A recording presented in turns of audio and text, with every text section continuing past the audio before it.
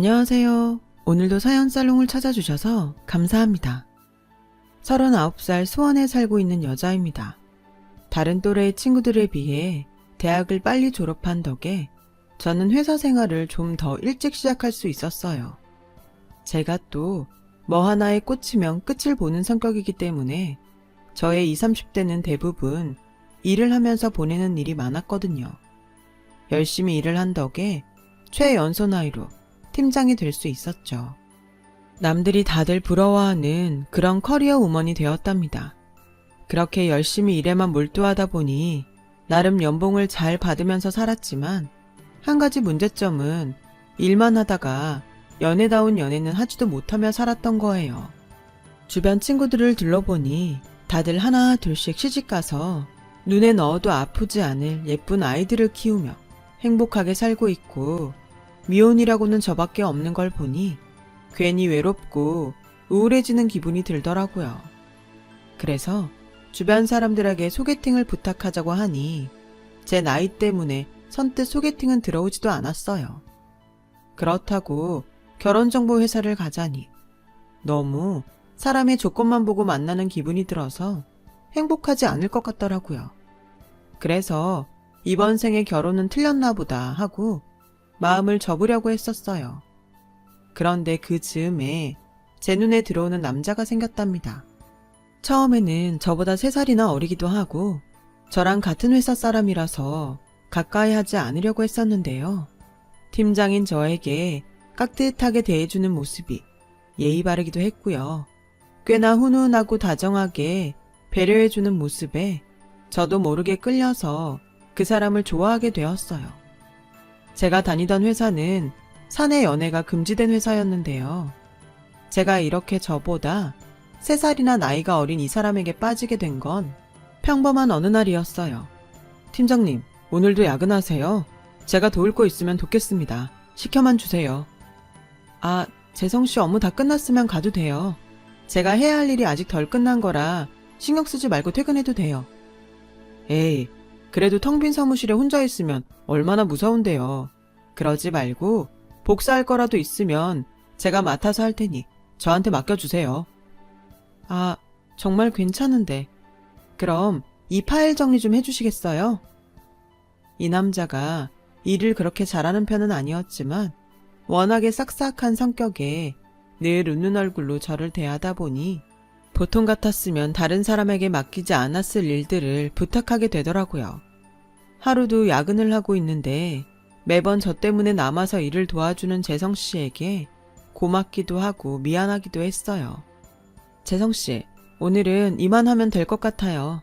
매번 팀장 잘못 만나서 나 때문에 늦게까지 일하는 것 같아 미안하네요.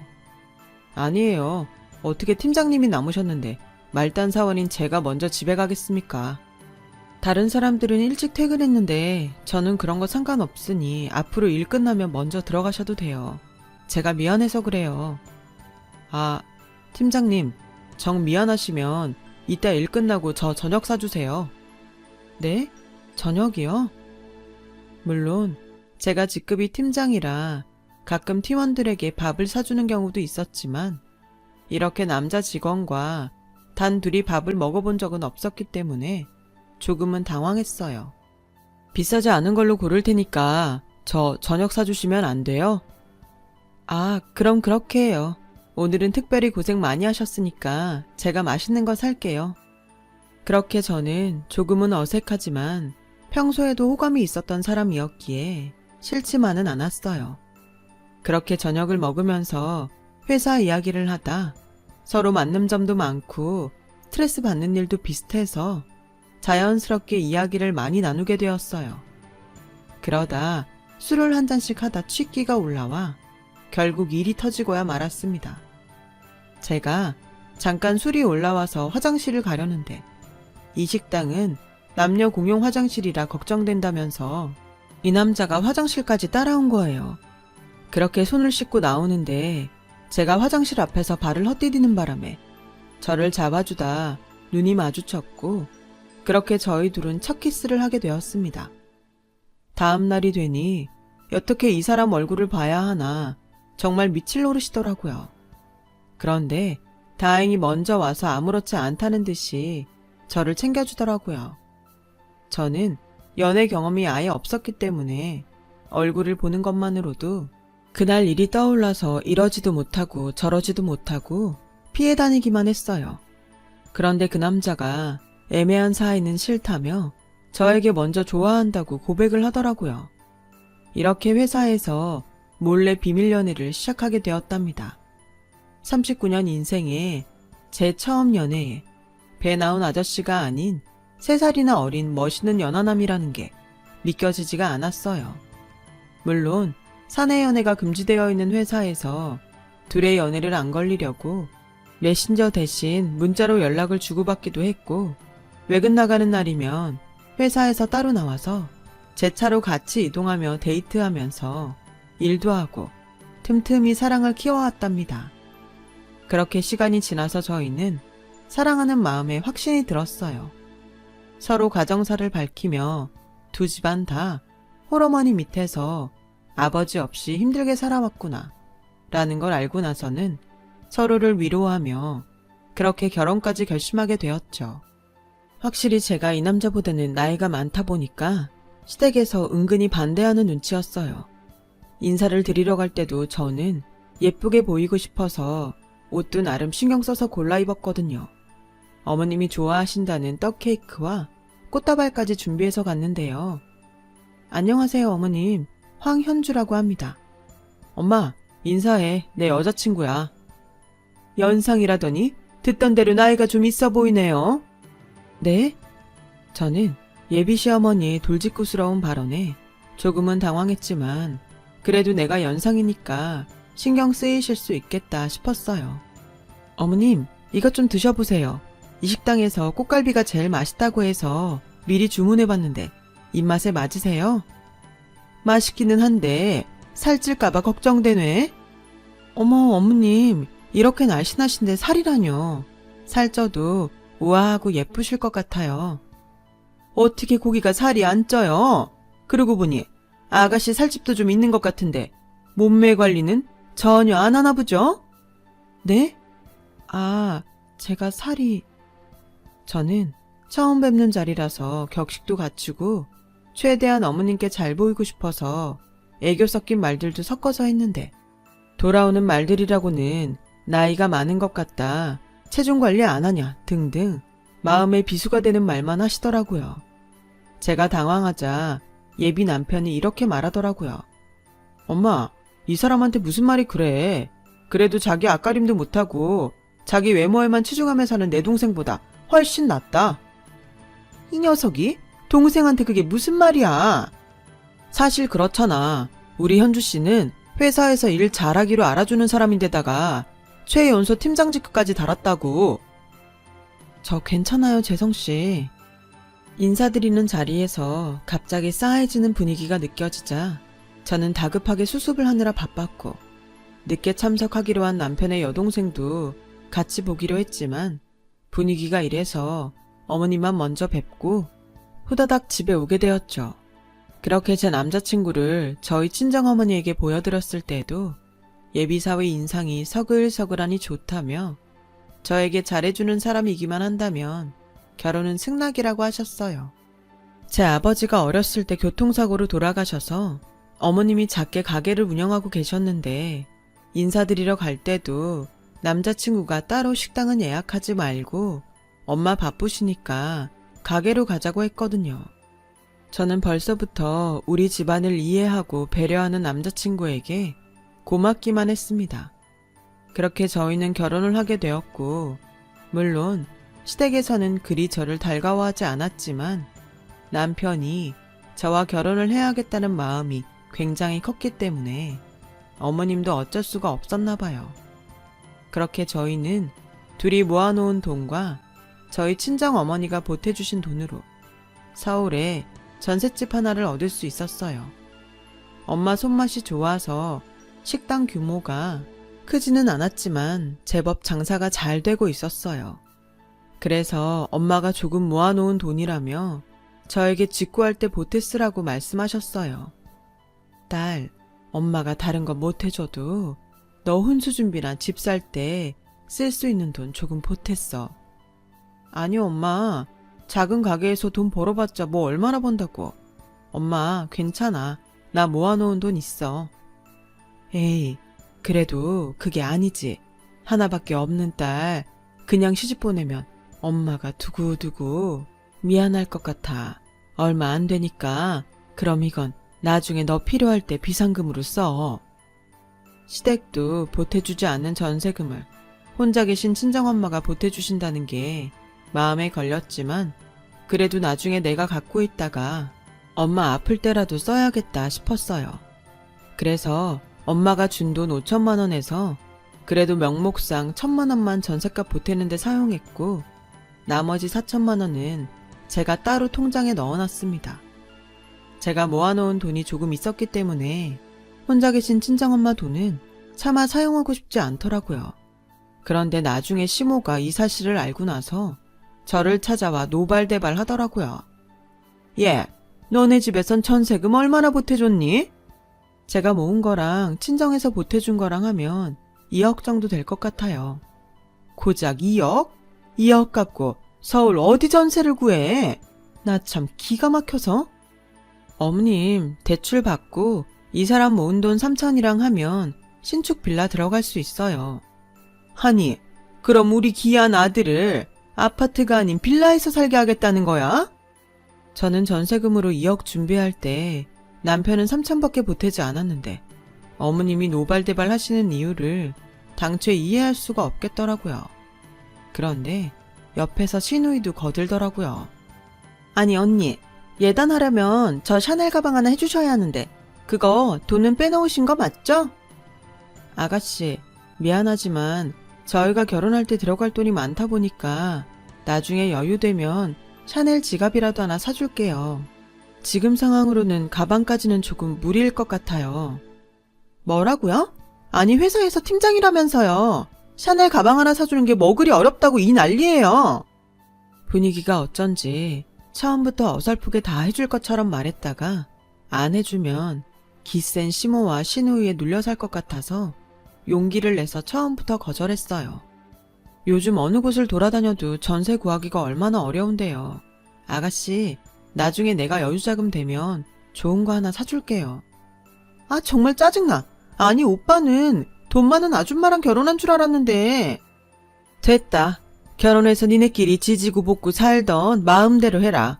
연상이라면서 전셋집 하나도 마련하지 못할 거면 신우 가방이라도 하나 해주지. 우리 아들은 너 같은 애가 뭐가 좋다고? 저는 왜 이 상황에서 신우와 시모에게 막말을 들어야 하는지 이해가 되지 않았습니다.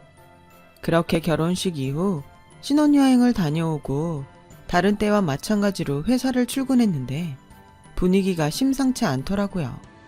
그냥 행복한 결혼 생활만 유지하면서 열심히 둘이 벌어 모으면 더 큰 집으로 이사갈 수 있겠지 싶었는데 사람들끼리 수군대는 목소리가 들려왔어요. 도대체 둘이 언제부터 만난 거야? 아 어떻게 남사원이랑 여팀장이랑 저런 사이가 돼? 웃기다. 사내 연애가 엄격하게 금지된 회사라서 그런지 출근하자마자 저희를 쳐다보는 사람들의 눈빛이 심상치가 않은 거예요. 게다가 여자들이 많은 직장이라 그런지 뒷담화까지 오가는 게 신경을 안 쓰고 싶어도 안 쓸 수가 없었죠. 그러다 부장님이 저와 남편을 호출하시더라고요. 둘이 일단 결혼은 축하하네. 그런데 지금 회사 분위기를 직접 봐서 알겠지만 둘 중 한 명은 회사를 나가줘야겠어. 네? 부장님, 사내 연애가 금지된 곳인 건 알지만 그래도 저희는 결혼한 사이인데 권고사직까지는 조금 너무한 조치가 아닌가 싶어요. 이 회사 규정이 그런 걸 어찌하나. 그래서 말인데 황 팀장이 남고 이재성 씨가 이번 주까지만 일을 해야겠어. 네? 저와 남편은 갑작스러운 권고사직에 놀라지 않을 수 없었어요. 그러면서도 원래 규정대로라면 두 사람이 나가야 하는데 그나마 제가 일도 잘하고 빠릿빠릿하니까 남편 보고 나가라고 하는 거라고 말씀하시더라고요. 혼란스러운 마음을 가다듬고 집에 와서 남편과 상의를 하게 되었어요. 그런데 시모와 시누이는 또 언제 신혼집에 왔는지 작은 방에서 귤 까먹고 영화 보다가 잠이 드셨나 봐요. 회사에서 있었던 일을 나누던 중 시모가 다급하게 소리를 치면서 나오길래 깜짝 놀랐습니다. 아니 이게 무슨 소리야? 우리 아들이 왜 회사에서 잘려? 엄마, 이건 어쩔 수 없어. 우리 와이프가 나보다 능력이 좋으니까 내가 회사에서 나가고 이 사람이 일해야지. 난 이제 고작 사원이잖아. 얘가 무슨 속 좋은 소리를 하고 있는 거야. 얘, 네가 일을 얼마나 잘하는지는 모르겠는데 암탉이 울면 집안이 망한댔어. 지금 너 때문에 우리 아들이 일을 그만둬야 하는 게 말이 되니? 어머니, 저도 그건 옳다고 생각하지 않아요. 그런데 제가 일한 지도 오래되고 재성 씨보다도 연봉도 훨씬 많이 받으니까 경제적인 측면에서는 제가 더 일을 하는 게 낫지 않을까 싶어요. 얘가 무슨 소리를 하는 거야? 재성이는 그럼 뭐 하고? 그동안 그이도 회사 때문에 힘들었을 테니 쉬면서 다시 일자리 알아보는 게 좋을 것 같아요. 시모가 허락도 없이 집에 몰래 들어와서 우리 둘의 대화를 엿들었다고 생각하니 화가 났지만 그래도 기분 나쁜 티를 최대한 안 내려고 애써가며 얘기를 했어요. 아니, 우리 귀한 아들 그 회사 들어간 지 얼마나 됐다고 번거롭게 취직 자리를 알아보라는 거니? 그러자 옆에 있던 신우가 남편한테 한마디 하더라고요. 오빠, 결혼 잘못한 것 같아. 새언니 보통 아니야. 내가 예단으로 가방 싼 거 하나 갖고 싶다고 했을 때도 눈 하나 꼼짝 안 하고 그냥 날로 먹겠다고 하더니 이제는 하다못해 오빠 일자리까지 빼앗아가네. 기센 여자는 집안에 들이면 안 된다더니 우리 오빠 인생 망했네 망했어. 아가씨, 언제 싼 가방 사달라고 하셨어요? 700만 원이 넘는 샤넬백 갖고 싶으시다면서요. 그러자 갑자기 시모와 신우가 저에게 도끼 눈을 뜨며 말하더군요. 얘가 뻔뻔해도 이렇게 뻔뻔할 수가 없다. 누가 샤넬백을 사달라고 했니? 사주고 나서 말하면 또 모를까. 아주 생사람 잡는데 도가 텄구나 도가 텄어. 그렇게 말하더니 신우 손을 잡고 시모는 저희 집 현관문을 부수듯 쿵 하고 닫고 나가는 거예요. 아니, 지금 화내야 할 사람이 누군데. 참. 남편은 그래도 자기 부모가 걱정되는지 신발도 제대로 신지 않고 쫓아나갔고요. 머리가 복잡해서 미칠 지경이었지만 그래도 해결을 해야 하는 일이라 남편이 집에 올 때까지 기다렸어요. 그리고 현관문에 비밀번호 누르는 소리가 나고 남편이 들어오자 차분히 얘기했어요. 사실 우리의 경제적인 상황으로 봤을 때는 내가 일을 더 하는 게 맞다고 봐. 그런데 지금 자기네 어머님 보다시피 내가 일을 하게 되면 나 가만 안 두실 것 같아. 내가 생각해도 내가 여보의 길을 제대로 못 피게 해주는 건 아닌가 싶은 생각도 들고. 그래서 말인데 당신이 일하고 싶으면 그렇게 해. 정말? 정말 그렇게 해도 돼? 당신 팀장 된다고 15년 동안 정말 고생했잖아. 나도 내가 쌓아온 커리어가 너무 아깝지만 당신만 잘해준다고 약속하면 그래도 나 너무 우울하진 않을 것 같아. 그럼 내가 당신은 먹여 살릴 수 있지. 이참에 저번에 당신이 만들었던 기획안 어차피 퇴사할 거면 나 주면 안 될까? 뭐? 그건 또 언제 봤대? 아니, 당신 결혼 준비할 때도 중요한 기획안 만든다고 며칠 밤새고 그랬잖아. 그래, 대신 잘해야 돼. 그렇게 저는 제가 오랜 시간 공들여 만든 신제품 기획안을 남편에게 주게 되었고 회사를 그만두게 되었어요. 물론 시모 때문에 일을 그만두게 된 영향도 없잖아 있지만 내가 그동안 너무 내 일만 열심히 하는 것 같아서 말단 사원인 남편에게 조금 미안한 마음도 있었거든요. 그래서 제가 그렇게 열심히 만들고 기획했던 기획안을 남편에게 넘겨주게 되었고 이 일로 남편은 눈코 뜰 새 없이 회사 일에 몰두해야만 했어요.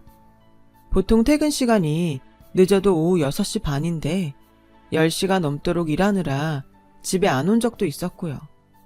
그런 남편이 걱정되기도 하고 집에서 살림을 하는 동안 부족한 아내가 되지 않으려고 밥이며 빨래며 뭐 하나 소홀하게 하지 않았어요. 이참에 아이를 가져도 괜찮겠다라는 생각이 들어서 임신을 준비할 때쯤 시모에게서 전화가 왔습니다. 얘, 너 집에서 놀고 먹지만 말고 가게 나와서 일 좀 거들어라. 어머님, 놀고 먹는다뇨. 잔말 말고 내일 아침 장사해야 하니까 6시까지 나와. 시모는 동네에서 꽤 크게 김밥집을 운영했는데 동네라서 그런지 사실 아침 식사하는 사람보다는 점심 먹으러 오거나 저녁을 간단하게 즐기러 오는 사람들이 많았어요. 가게 규모가 일반 김밥집에 비해서는 크긴 했지만 항상 손님들이 많지 않아 썰렁한 느낌까지 들었거든요. 굳이 이렇게 평수가 큰 가게를 왜 끝까지 운영하려 하시나 했더니 시모나 신우나 똑같이 허세에 죽고 허세에 사는 사람들이라는 걸 알게 되었습니다. 절대 자기는 집이며 가게까지도 작은 곳에서 일할 수 없다며 으름장을 늘어놓으셔서 늘 손님이 없는 텅 빈 가게로 운영을 하셨어요. 그런데 저도 하루 종일 쓸고 닦고 또 반찬 몇 가지만 해도 하루 24시간이 어떻게 가는지 모를 만큼 시간이 빨리 가는데 시모가 아침부터 일찍 와서 장사를 도우라니 솔직한 심정으로 너무 가기가 싫더라고요. 하지만 안 그래도 나이 많은 며느리라고 미운 털도 박혔는데 이것까지 거절하게 되면 또 무슨 막말을 들어야 할까.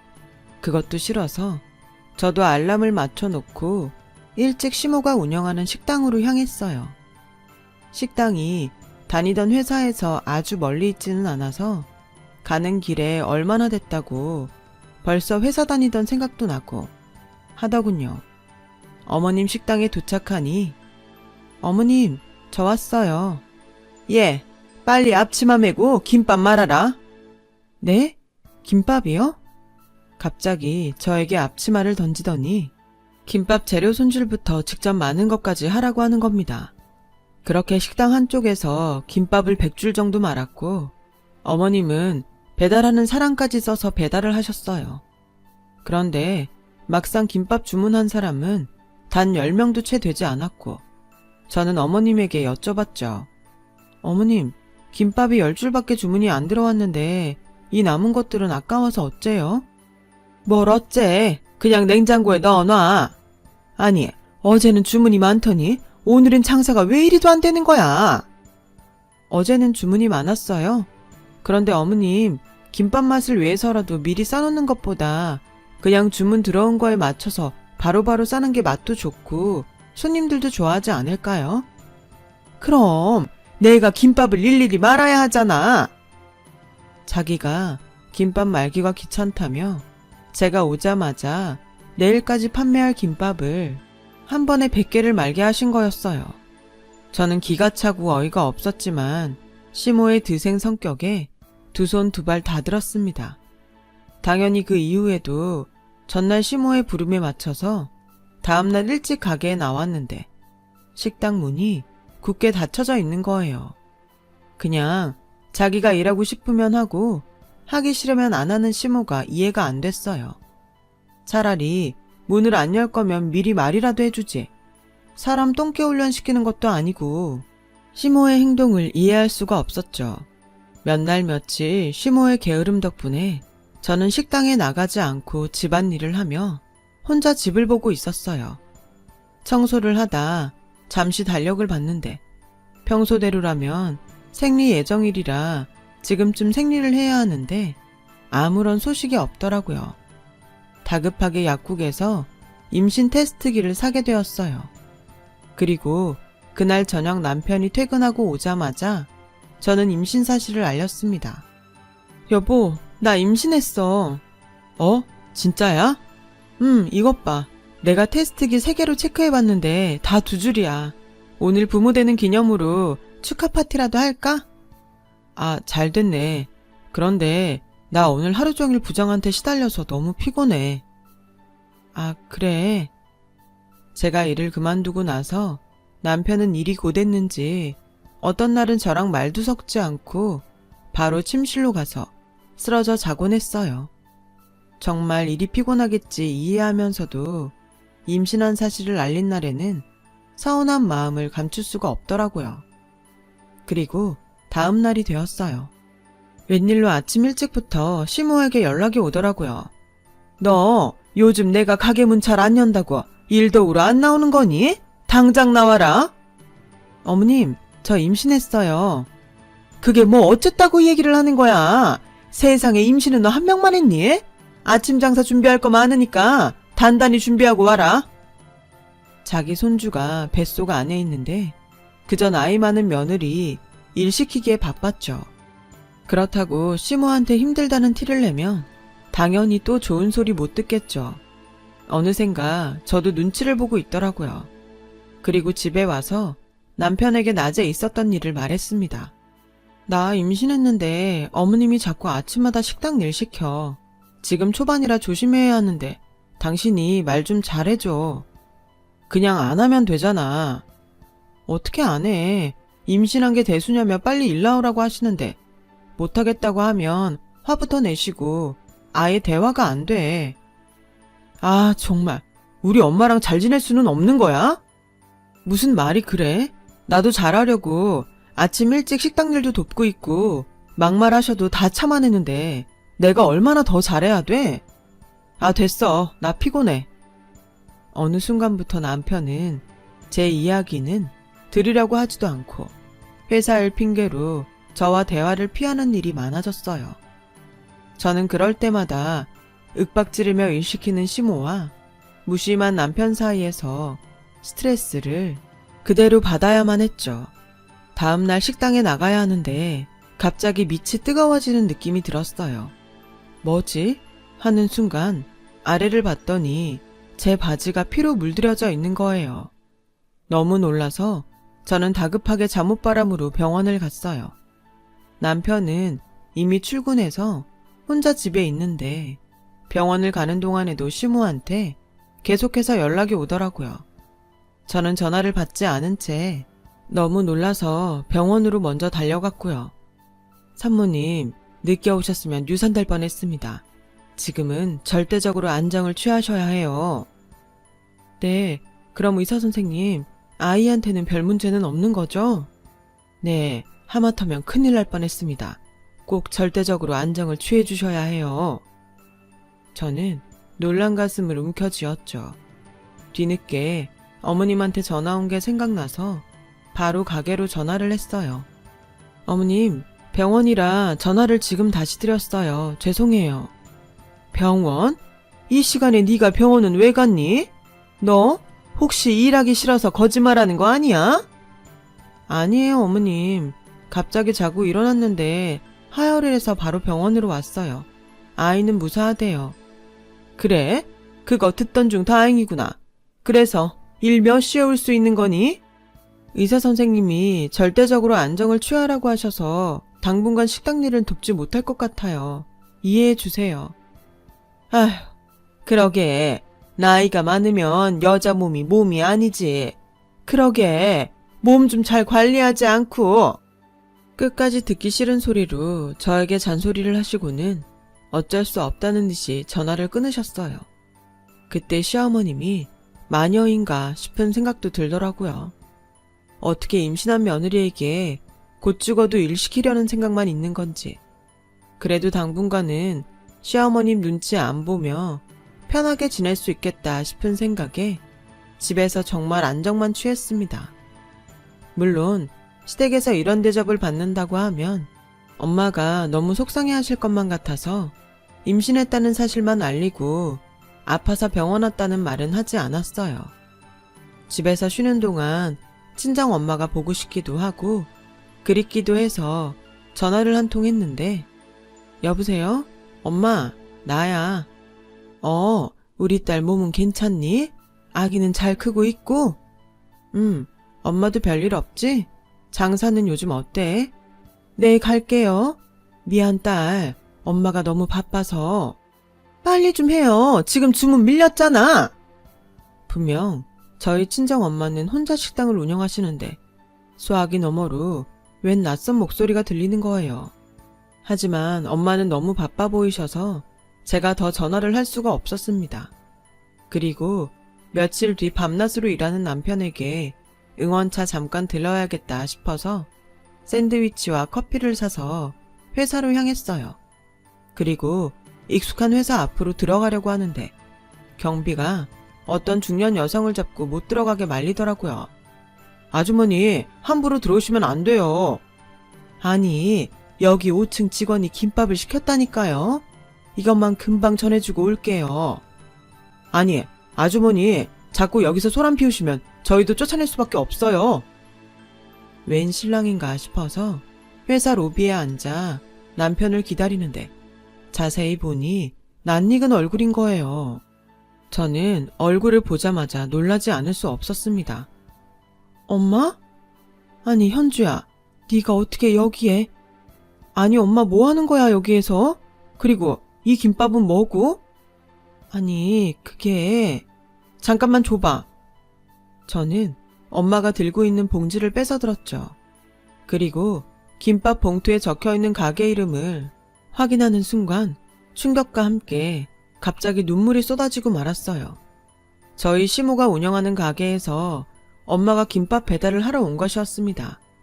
엄마, 지금 대체 이게 무슨 상황이야? 혹시 엄마 지금 시모 가게에서 일하는 거야? 아니, 현주야. 시모가 바쁘다고 해서 잠깐 도와주러 온 거야. 아니, 그러니까 엄마가 왜 시모 식당 일을 도와주냐고. 저는 소리를 지르며 아니라고 하는 친정엄마의 팔을 뿌리치고 바로 시모 가게로 향했어요. 어머님, 지금 이게 뭐 하시는 거예요? 하다 못해 이제 저희 엄마도 일 시키시는 거예요? 어차피 사돈 지금 식당도 안 하고 너처럼 놀고 있는데 그게 뭐 어때서 이 소란이니? 식당을 안 하신다고요? 설령 엄마가 일을 안 하셔도 어머님이 무슨 자격으로 일을 시키냐고요? 아니, 내가 사돈한테 돈도 안 주고 일을 시키는 것도 아니고. 그런데 너 지금 시어미한테 싸가지 없이 대드는 거니? 갑자기 시모가 주머니에서 10,000원을 주섬주섬 꺼내더니 저희 친정엄마에게 던지는 겁니다. 지금 어머님 뭐 하시는 거예요? 내가 무일푼으로 사돈에게 일을 부탁했겠니? 사돈, 입이 있으면 말 좀 해봐요. 시어머니가 던져서 바닥에 떨어진 꼬깃꼬깃한 10,000원을 보고 있자니 저도 순간 화가 치밀어 올라서 더 이상은 참을 수가 없겠더라고요. 지금 이 10,000원은 뭐예요? 저희 엄마 하루 종일 김밥 배달시키고 고작 10,000원 주면서 제 앞에서 생색낸 거예요? 어머니 정말 선을 넘으셨네요. 정말 미친 거 아니에요?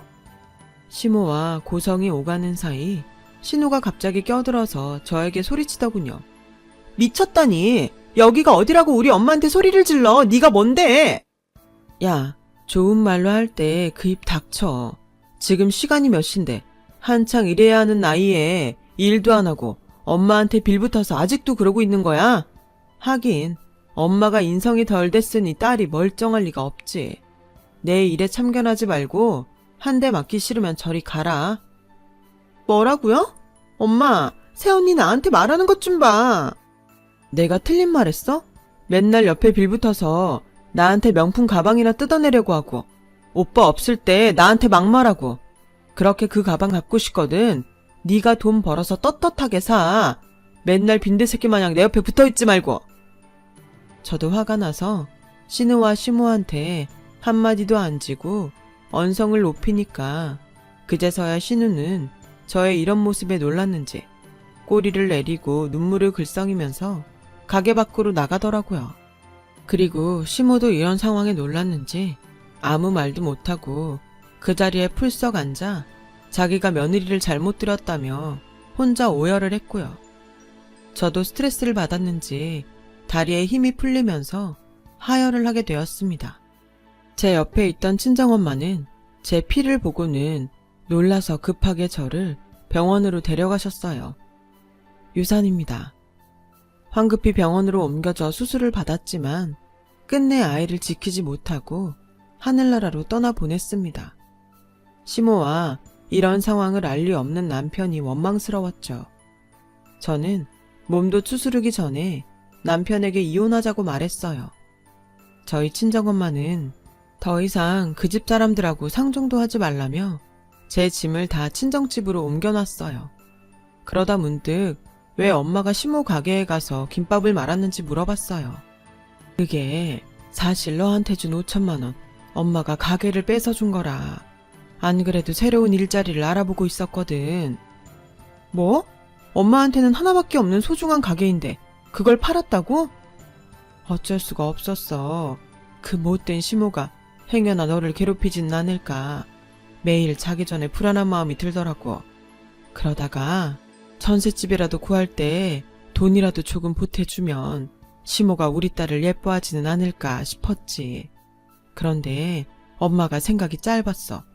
이렇게 힘들 줄 알았다면 처음부터 엄마가 이 결혼 반대할걸. 엄마가 정말 미안해.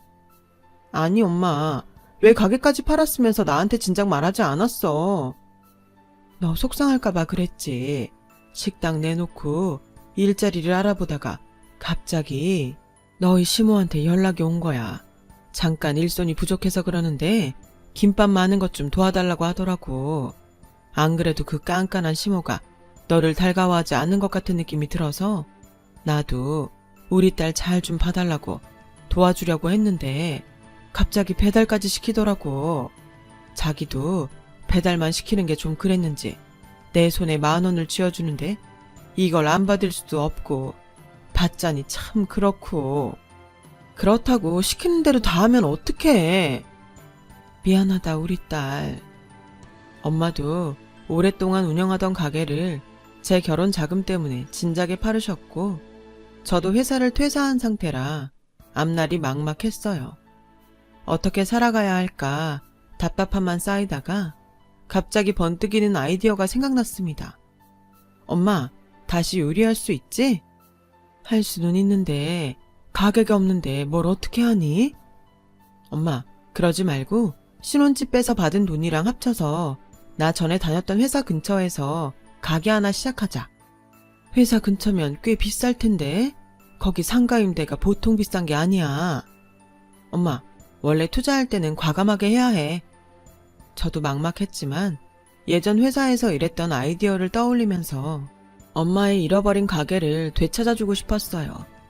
그래서 엄마는 엄마의 손맛과 정성스러운 재료들이 들어간 도시락을 만들었고 같이 가볍게 마실 수 있는 뜨끈한 국물까지 넣어서 든든한 아침 도시락을 패키지로 만들었습니다. 제가 그 회사에서 오래 근무를 해서 생각보다 주변에 먹을 만한 식당이 많지도 않다는 걸 알고 있었죠. 그리고 이미 경비원들이나 회사 사람들하고도 안면이 있어서 도시락을 홍보하는 데는 그리 어려움이 없었습니다. 그래서 조금은 용기가 필요했지만 직접 사무실에 돌아다니며 삼시세끼 영양가 있게 먹을 수 있는 도시락을 홍보했어요. 처음에는 저를 아는 직원들이 주문하더니 삽시간에 회사 건물 전체에 자연스럽게 홍보가 되어 도시락이 완판되는 날이 많았어요. 오히려 소진되는 도시락 개수가 너무 많아서 저희 도시락을 먹으려고 전화로 예약 주문까지 하는 사람들도 많아졌어요. 그렇게 소문이 돌아 옆 회사들까지 주문이 밀려왔어요. 엄마의 가게가 조금씩 성장해 갈 때쯤 저희 회사 부장님이 저에게 연락을 해왔더라고요. 역시 황 팀장 실력은 예전부터 내가 알아봤지. 그래서 말인데 이번에 황 팀장이 지금 운영하고 있는 가게랑 대기업이랑 연계해서 제대로 해볼 생각은 없나? 바쁜 직장인들이 영양가 있게 삼시세끼 먹을 수 있는 맛있는 도시락이라니 아이디어가 너무 좋아. 괜찮다면 내가 거래처로 갖고 있는 기업 관계자 1명 소개해주지. 그런데 제가 머뭇거리자 팀장님은 혹시 전 남편 때문에 그래? 그 사람 잘린 지가 언젠데 남의 기획안을 뺏어왔는지 처음에는 그럴싸하게 일을 잘하는 것 같아서 맡겨놨다가 일을 아주 엉망으로 만들었지 뭐야. 그것 때문에 내가 아주 곤혹을 치렀어. 그러게 내가 애초에 황 팀장이 회사에 남았으면 좋겠다고 했잖아. 이미 남편은 제 기획안까지 냈음에도 불구하고 일을 제대로 못해 회사에서 잘리고 없더라고요. 타이밍 좋게 부장님의 도움까지 받아서 젊은 사람들이 좋아하는 식단과 부족한 영양소까지 채운 도시락은 말 그대로 대박이 났어요. 일이 바빠졌어도 또 열심히 일만 하다 이 소중한 시간들을 놓칠 것 같아서 요즘에는 일이 많아도 무조건 주말에는 엄마랑 시간을 보내려고 노력 중이에요. 그때마다 엄마는 제가 착한 마음으로 열심히 살아서 이런 좋은 기회가 있는 거라시며 이런 기회에 불쌍한 이웃을 돕고 살자고 하시더라고요. 엄마랑 남을 돕는 일을 함께 하는 것도 뜻깊은 일이겠다 싶어서 노숙자들이 많이 모이는 서울역으로 가서 도시락을 나눠주는 봉사활동도 하고 있었어요. 자, 여기 도시락이요. 맛있게 드세요. 도시락을 나눠주면서 일일이 눈을 마주치며 힘내시라고 웃어주는데 줄 서 있는 뒤쪽에 갑자기 큰 소리가 들리는 거예요. 아줌마, 새치기 하지 마요. 몇 번째예요? 가끔 행여나 도시락을 못 받을까 서로 새치기를 하는 경우도 있어서 그냥 그러려니 하고 넘겼습니다. 그러다 새치기한 꾀재재한 차림에 모자를 푹 눌러쓴 노인은 저를 보자마자 이렇게 말하더군요. 저 도시락 3개만 주세요. 제발요. 애들이 3일 동안 굶어서. 죄송하지만 1인당 하나씩이 원칙이라서요. 아이들이 어디 있는지 알려주시면 제가 가져다 줄게요. 노숙자가 가리킨 손가락을 향해 아이들이 있는 곳을 봤는데 저는 경악을 금할 수 없었습니다. 아이들이라고 해서 어린 애들인 줄 알았는데 글쎄 찬바람이 부는 벤치 아래 바람을 피하겠다고 구석에 몸을 숨긴 채 전남편과 신우가 몰래 쳐다보고 있더군요. 저는 놀란 입을 다물지 못하고 다시 제 앞에 서 있는 노숙자를 천천히 쳐다봤습니다. 어머님? 그제서야 저를 알아봤는지 우리 애들 먹여야 한다며 제 앞에 놓인 도시락을 들고 뛰어가더니 다른 노숙자들에게 뒤엉켜 그만 도시락에 담긴 국이며 밥이며 다 쏟아지고 말았어요. 쏟아진 밥을 손으로 모으며 오열하는 시모나 저 뒤에서 그런 엄마를 그냥 지켜보고만 있는 신우이와 전남편을 보니 예나 지금이나 사람은 안 바뀌는구나 싶더군요. 그리고 같이 봉사하는 사람이 해준 말을 들어보니 시모는 집 어른 못 고친다고 미리 싸놓은 유통기한 지난 김밥을 팔다가 손님들이 단체로 탈이 나서 가게 문을 닫았다더군요. 사치가 심한 신우는 집안이 망해가는데도 할부로 명품 가방이며 사치만 부리다가 안 그래도 별거 없는 집안이 쫄딱 망했더라고요. 남편은 회사에서 잘리고 두 모녀의 빚을 갚으려고 전전긍긍하다가 결국 길거리로 나앉았는데 이렇게 무료 급식이나 도시락 나눔 행사가 있으면 꼭 몇 개씩 챙겨가다가 노숙자들이랑 싸워서 경찰서까지 갔다는 이야기를 들었네요. 반쯤 정신이 미친 시모는 쏟아진 음식들을 소중하게 도시락 안에 주워 담으며 저에게 몇 번이고 죄송하다고 이야기를 했어요.